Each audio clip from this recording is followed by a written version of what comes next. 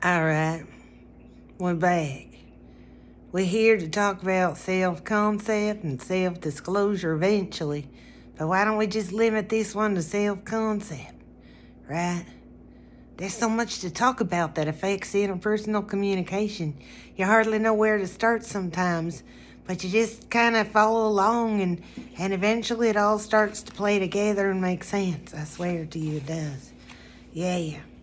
Alrighty, let me just say something here. You know, who you are and how you see yourself influences your communication with others and how others communicate with you. That is so true. Increasing your self-awareness is an important step in increasing the effectiveness of communication because we can't communicate effectively if we have low self-awareness. You know what I'm saying? Anyway, so today we're going to talk about where am I? There I am. Hell, look at that. All right, today we're going to talk about your self-concept. I find that this sure is working for me because it provides a background against which we can put them there transitional notes that we talking about. Where it is again. Hey.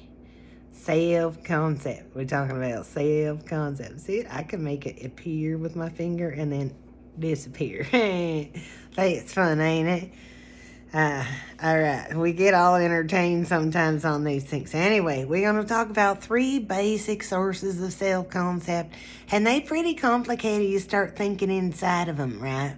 But your first basic source of self-concept is what they call reflected appraisal.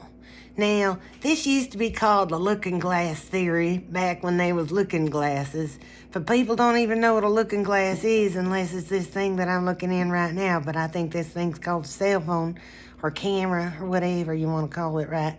But okay, it does the same thing that a looking glass did. Well, not quite, like I can see myself in it, but a looking glass reflected, because a looking glass, it was just a mirror, right? And so a looking glass reflected. Anyway, when looking glass fell out of use, they had to replace the name of looking glass theory with another idea, and it is reflected appraisal. Now, reflected appraisal is just the idea that we see ourselves reflected in the eyes of others around us, right? And that we develop our self-concept in part from what we think is other people's ideas about who we is. Did that make sense? Yeah. And how people communicate toward you real early on in life. Well, that helps determine how you think about yourself, especially real early on in life when you don't got no defenses or friends to tell you how to disobey your parents or your authority figure or whoever it is that's telling you shit. Telling you stuff that you might not need to believe for the rest of your life. You know what I'm saying? Hey. Anyway, so your reflected appraisal, sometimes I see myself reflected in the eyes of my students, and I can see that I am funnier than I intended to be, or I ain't as funny. That's a very common one. Ain't as funny as I thought I would be. You'd think I'd back off on that CuzonLisa stuff, but here I is. All right, so we got reflected appraisal where you get your idea from what you think other people thinking of you when you look at them and you see them looking at you. You think you see, it's who you think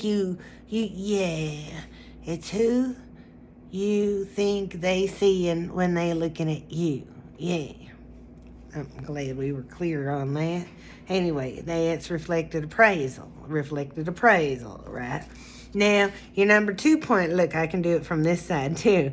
All right, your number 2 point is social comparison, right? And social comparison is the idea that sometimes we decide who we are in terms of how we compare to other people, right? And now you might think you superior, inferior, ain't as good as, ain't as old as, don't know as much as, ain't as pretty as, ain't as ugly as. Like that's social comparison, right? And I think Well, yeah, I think a lot of times we give in a reference group on the mass media and the social media, and them are the people we wants to be like, right? And we tries to be like them, and heaven help us if we can't be like them and we want to be like them, but that's a different thing. Anyway, we compares ourselves to other people. That's that whole game of keeping up with the Joneses and making sure you got as much as they do, if not more. You know what I'm saying? That is a game of the social comparison. Doesn't seem to end any time in your life, but it does seem to be really big in adolescence. I got to tell you that.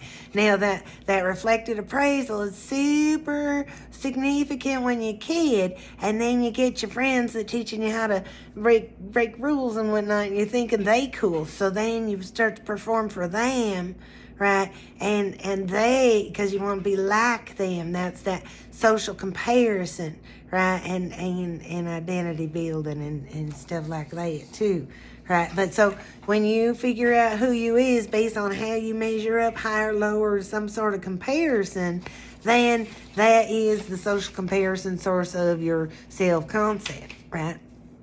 Now, the third source of self-concept is really, I believe, the most important, and that's the one that starts to take over once you become an adult and start making decisions for yourself, you know. Even can happen earlier, I'm telling you, right? But that is your number 3 point. Let me put my finger up here. That is your own interpretations, right? Like who you want to be, you know, and the steps that you take to become that person, then that determines who you are and who other people see when they look at you, because you being the person you want to be, it's going to be pretty consistent after a while, what you want to be and what you're doing if you're doing it right. You know what I'm saying? Anyway, them 3 sources of self-concept for you. And we're going to get into 2 selves here in just a little bit. But I'm going to go ahead and pause this video right here so that we can take a little break, because I might need to feed some kittens, and I most certainly need to drink water. All right? All right. I'll see you guys soon.